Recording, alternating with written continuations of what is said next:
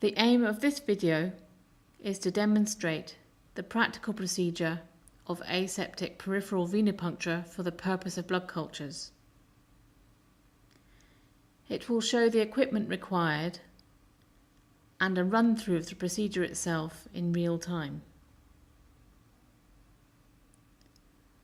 Firstly, the equipment necessary is displayed. Apron, sterile gloves, sterile pack, chlorhexidine cleaning sponge, 20 ml syringe, 3 18-gauge needles, blood culture bottles, alcohol swabs. A trolley to place the equipment close to the patient is also essential. Put on the plastic apron, remove all jewellery from your hands and ensure your arms are bare to the elbows.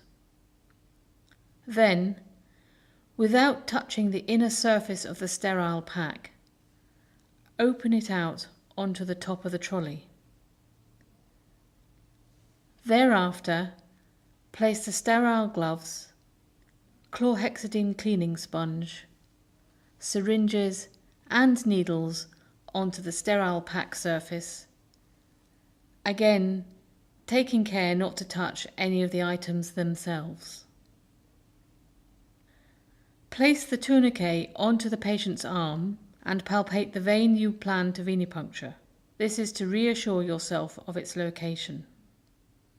Next, it is important to wash your hands and arms to the elbows with antiseptic solution. Dry your hands and arms with a sterile towel. Again, taking care not to touch any other items, open the sterile gloves and put them on in a no-touch technique, ensuring the hand surface remains sterile.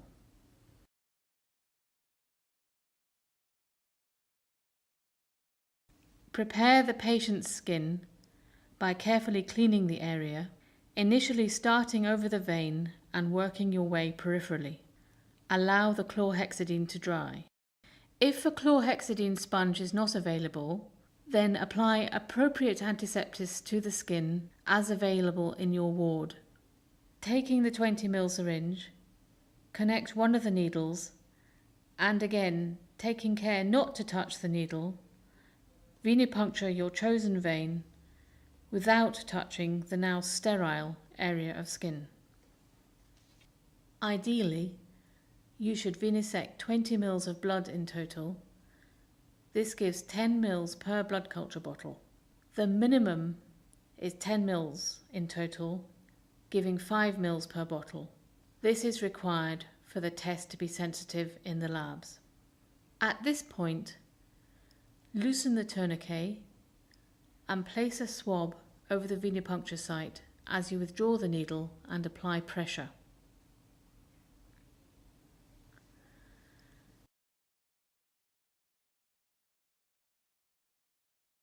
Prepare the blood culture bottles by removing the lids and cleaning with the alcohol swabs. Allow the alcohol to dry.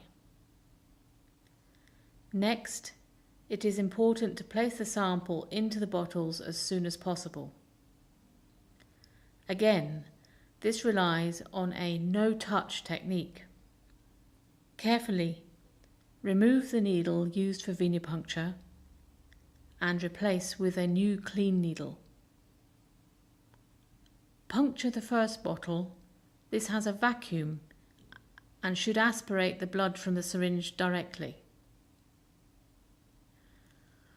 Once 10 ml has been placed in the first bottle, remove the syringe and again replace the old needle with a third clean needle in a no-touch technique.